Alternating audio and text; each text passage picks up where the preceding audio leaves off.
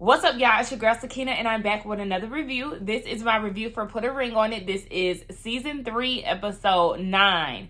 I know. I know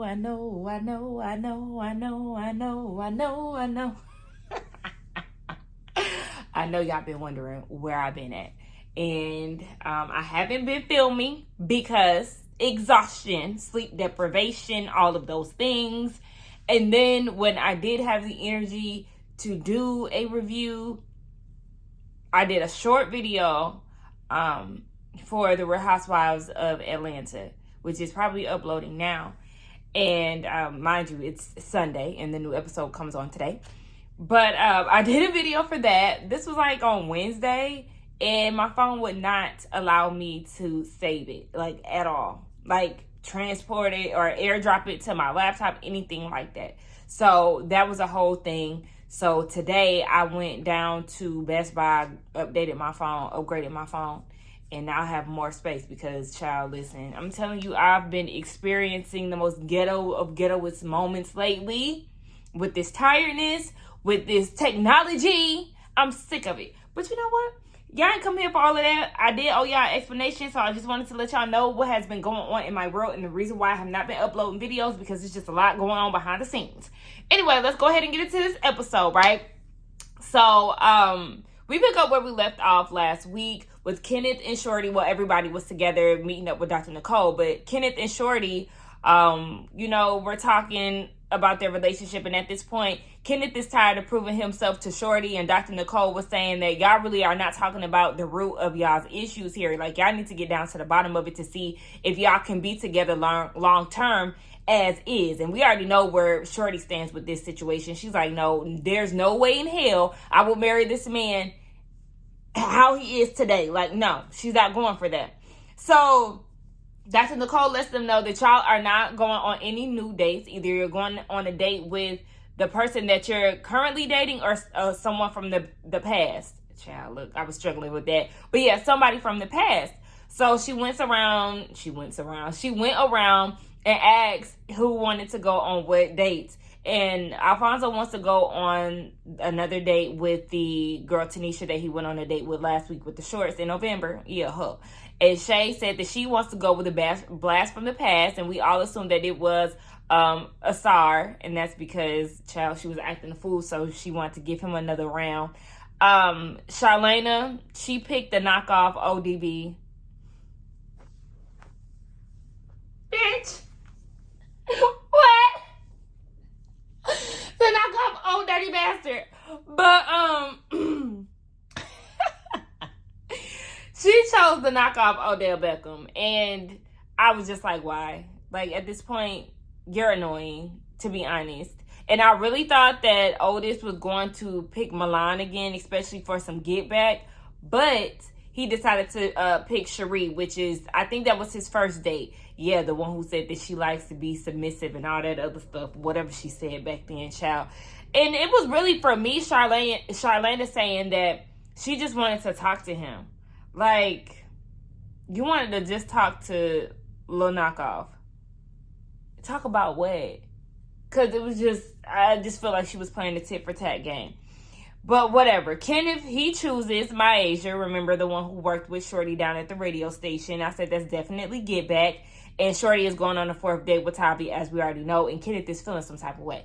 Speaking of them two, let's go ahead and get down to them.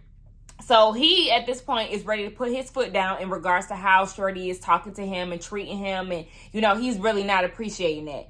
And she feels like everything that she says is a trigger for him, which I could probably see that, especially because of some of the things that she says. Like, girl, yeah, I'm sure you probably be lighting off in his ass off camera. And I can see how some words can be triggering for a person.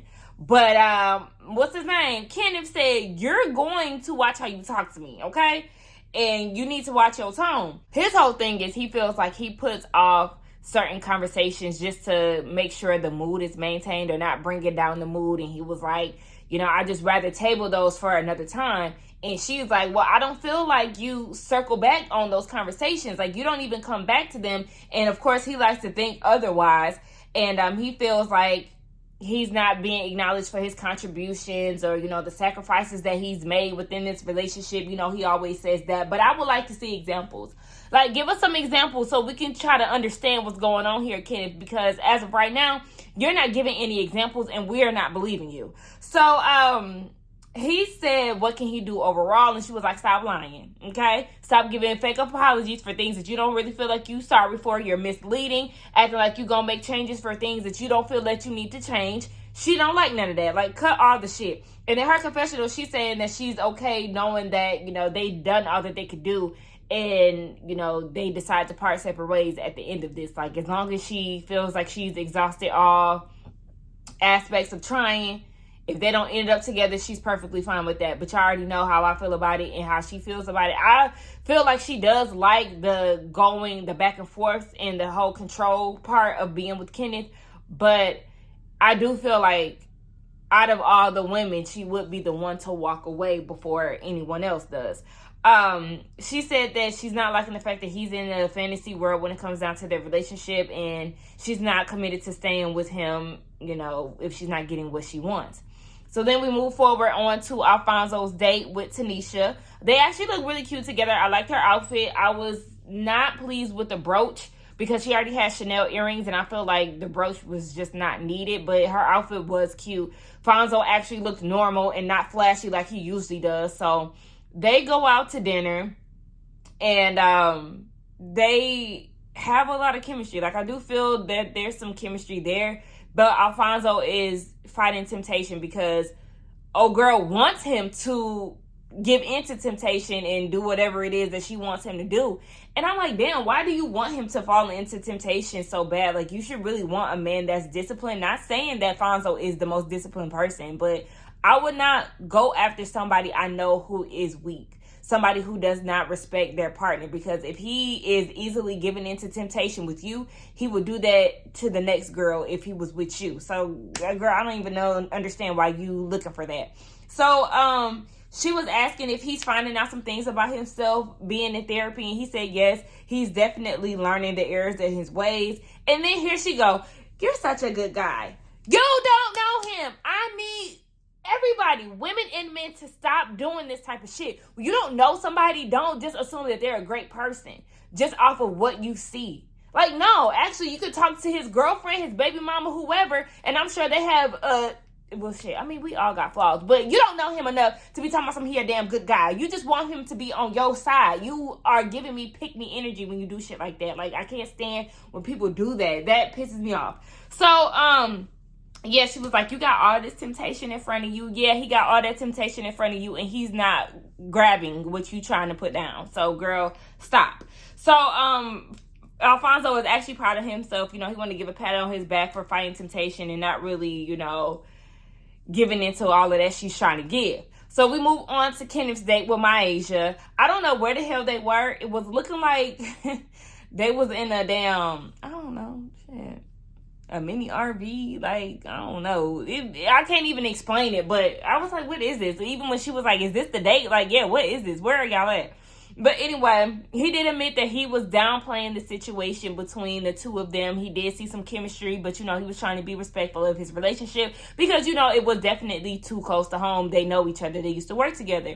So she's been thinking about him, and she really feels like he's a mystery, so she really wants to get to know him more. I said, girl, listen, you need to go ahead and talk to Shorty, okay? She will tell you in the great words of my girl, Erica De Niro TV. Shout out to her. Them Yelp reviews, baby, go ahead and read them, and they giving 1 star, okay? So, yeah, maybe you need to go ahead and talk to Shorty, and she'll tell you everything you need to know about his crazy ass. So, Myasia said, what's the worst thing that you've been through in life? And he said his transition from Louisiana to Georgia. His mom wanted to move there because it was a better opportunity for her as far as work-wise, and it's just overall, looking back at it, a great opportunity for the whole family. So he feels like that was the best decision that she could ever make, but it still was a transition. And I do see something there, but I do feel like Kenneth, he is a liar. We already know that. He's misleading. And baby, it look all cute and dandy, but sir, you need to work on yourself before you even think about entertaining anybody else. Before you even think about continuing a relationship with Shorty, baby, you need separate counseling, and y'all really need to break up and not be together ever again, because that shit is done for. Anywho, let's get over to Otis and his date, Sheree. He feels like he didn't give the date a fair chance. Remember, that was his first date. And she felt like their conversation was very surface based. So she does have some questions that she wanted to ask him.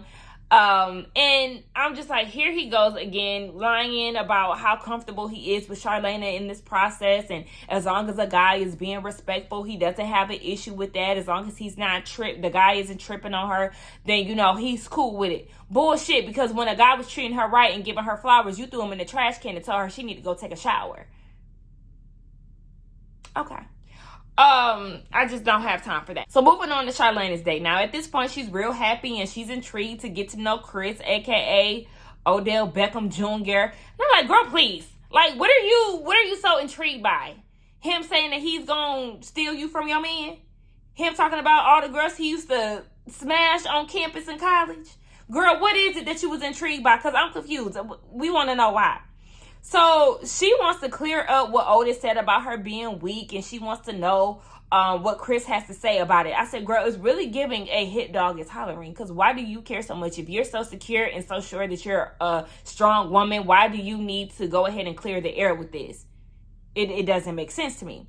So she asked Chris if women throw themselves at him, and I'm like, he ain't all that. He not all that to be just throwing himself at. I mean, his personality is everything too. I don't know. Y'all know how people be sometimes. So I don't know. I was just like, okay. He was just like, or she said that she has her guard up when it comes down to him. This is what she's saying in her confessional. Because, you know, he is a player. He got this bad boy vibe about him. But she wants to give him a chance. So Chris wants to know, what are you not getting in your relationship to the point where you want to hear what I have to say? And she said that she likes how outspoken and honest he was. And she got on the topic of Otis thinking that she was weak. And he was like, nah, that's not what I was saying at all. And he was like, of course, you know, Otis would think that because he doesn't want me to go on a second date with you. So that's the reason why. He said that he doesn't like weak women. If that's the case, he wouldn't even entertain her. So, yeah, he wasn't stunting none of that. And then Charlena says in her confessional that, you know, I knew that he would say that, but I don't need a man to tell me that I'm not weak. She knows how strong she is. So why you ask and why you ain't left that nigga Otis yet? But I'm going to be quiet. So she said that she would consider another date because he redeemed himself. And I would say that he did give off a more likable vibe this go round compared to the first time, because I think a lot of us thought, where the hell did y'all find this man, and is this a damn joke? But I really feel like Charlena is using him as a way to get to Otis, and I don't feel like she is necessarily really into this guy. It's just a tit for tat type of situation as her and Otis does. So we move on to Shorty's date. And is it me? But why do they keep going to Stockyard Burgers? Like, is this the only place down? Okay, all the restaurants in Atlanta, they was in Marietta. Y'all know how many restaurants is in Marietta? Y'all could have went to so many other places. Now, Alfonso and his date in the same episode went to Stockyard. And then Tavi and Shorty, they done went there too. Like, these burgers better be busting. And at this point, I need to go ahead and Google them to see what the hell is it giving. Do they have any vegan options? Because I'm trying to see for myself why the people are going up for this damn place so much. So anyway, Tavi wants to know where her head is. Again, they're on date 4, so he's trying to figure out what's going on. And he was like, are there things that you've learned about yourself within this process, or things that you need to change? And she said, yes, as much as she demands respect, she also needs to give it to Kenneth. You know, hey, he said that you be talking to him crazy, and she did admit that. So Shorty was saying that, you know, she has a tendency to pick people that she feels like she could control and mold and all of that. I say, yeah, you like pet projects, obviously, because, girl, at least you can admit that you are controlling. But yeah, that isn't a good thing, because look at how you and your boyfriend's relationship is now. Because it's like, okay, obviously you did see these problems in him and you thought that you were going to be able to change him, or, you know, the age difference. Maybe you did feel like because you've been here a little longer than he has, you can, you know, kind of mold him into what you want him to be, and it's not working out the way that you want it. Like, girl, don't be trying to do projects on men and feeling like you can change them and make them be what you want them to be. So he wants to know how much time she's going to give Kenneth, and she said, I really don't have an exact date as far as that. She really at this point is trying to focus on her for the remaining time on in the process. And of course, you know, he's feeling some type of way about it. He is sad. And I'm feeling like this is just the part of the show that gets weird, because you go on several dates and then you're like, you know what, I'm just gonna, you know, stick by my man or focus on me. And it's just kind of like, well, damn, this person that you have been, you know, trying to get to know for all these dates, they're kind of just left in the wind, and it's unfortunate. Like, it really is. But, child, what can you do? Anywho, we get on to Shae's date. And she was afraid that Assad wasn't going to show up, but he did. And she apologized to him. First things first, she wanted to apologize for the way that she acted, but she also wanted to thank him for trying to, you know, keep everything under control. Yeah, girl, because you acted a damn fool, and honestly, I would be embarrassed to show my face. Like, But, you know, they went to a candle making class, and they got to asking each other questions, and she was like, if there was a scent that you would pick for me, what would it be? Lavender, okay? No brainer, baby. Calm your ass down. Get you some of this lavender here, okay? Relax, sis, because you got too much hype in you, and ain't nobody trying to pull you off of bitches that's about to bop you upside your head with a plate and a purse. So he wants to know if she's willing to step out and leave Alfonso. And she was saying that she's happy, but not with certain things within the relationship, and she's not willing to compromise. I'm like, we gonna see, child. And he was like, well, you need to go ahead and leave him. And I definitely agree. Like I said, none of these couples need to be together. I guess if I did see any progress out of anybody, it would be them two. But I'm not really seeing much progress, so that's what I'm saying. Like, if I could see if any of them had to stay together based off of like episode 9, I would say Alfonso, but really all of them can get the hell on. And yes, I did see that his baby mama did come out and say some things regarding their relationship, or his relationship with Shae. And I do like the fact that she wasn't trying to bash anybody, so it really wasn't much of a gossip topic to talk about. Sis was just trying to keep it cute, talking about she moved on, she ain't stunting him, and that just is what it is. She wasn't trying to stir up anything between the couple, and I like that. So she did admit that Dr. Nicole made her notice some things about herself, and you know, she's really trying to better herself, and she's realizing that if her and Franzo don't work out, that she just really wants to focus on herself. So everybody meets up with Dr. Nicole down at the cast house, and Alfonso says that his date was great and he learned how to fight temptation. Shae had fun on her date with Assad, and she does see the potential in him. And she said that if her and Alfonso don't work again, she said that she's not jumping into anything. She really wants to focus on her and not jump into something for a feel-good moment. And, you know, Dr. Nicole was very impressed. Like, okay, look at you. Growth. But little do you know, she was kind of showing, well, you already know that. She was showing her ass last week. So, I mean, ain't that much shit changed in a week. So she says that until Alfonso confronts the family issue, she's not ready for marriage. And then we get into Shorty's date, and they had the, you know, what are we doing talk with her and Tavi. And she said that she wants to work it out with Kenneth to the end. And I was just puzzled. Like, I mean, I don't understand what more of a fight that you have to give with this. Out of all the things that he's done in the past, I wouldn't want to work shit out. I wouldn't. In her confessional, she says that she's not hopeful. So why are you trying to work it out with him until the end? What sense does that make? Huh? What that makes sense at, Shorty? And she said that she doesn't know if she's ready to give up. And that's what I'm saying. Like, you go and say shit like you're not hopeful, but then you go and say that you're not sure that you're ready to let go. Why not? That don't make sense. Like, girl, give it up.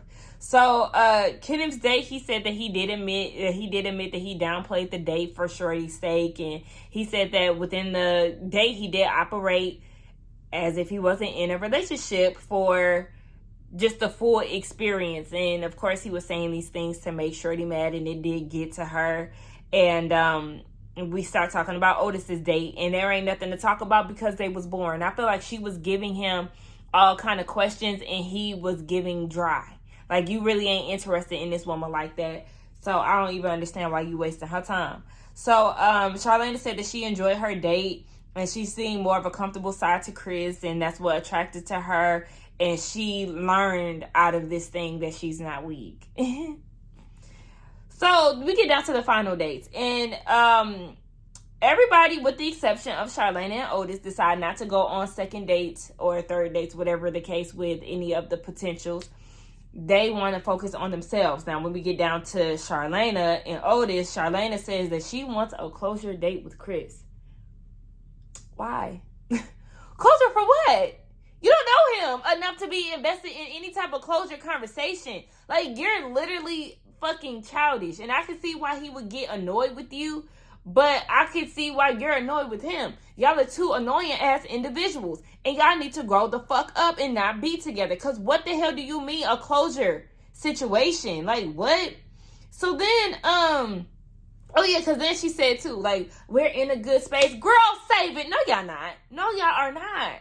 You and Otis are always fighting. Y'all are two petty ass individuals. So this further proves my point. When we get down to Otis, he says, you know what? I think I'm going to give Sheree a second date. Why? Why? When you was dry, you had no interest in that girl. I feel like if Charlena would have said no, you definitely would have said no. You don't have any interest in this woman. She's gorgeous as hell. I feel like she was interacting with you, but you gave her nothing. And at this point, y'all are using these people to get back at your significant others. Did I say significant others? And it's very annoying. It's very annoying. And I'm sick of you motherfuckers. Y'all, that was the end of the episode. I really thought this episode was going to be a lot juicier than what it actually was. But, you know, it is what it is. Y'all let me know what y'all thought about this review along with the episode. Let's get down in the comments and talk. I know I look tired as hell, and it's because I am. But I'm trying to push through for you guys because I love you. Let's get down in the comments. Don't forget to like, comment, and subscribe to my channel. And I will see y'all in the next one. Bye.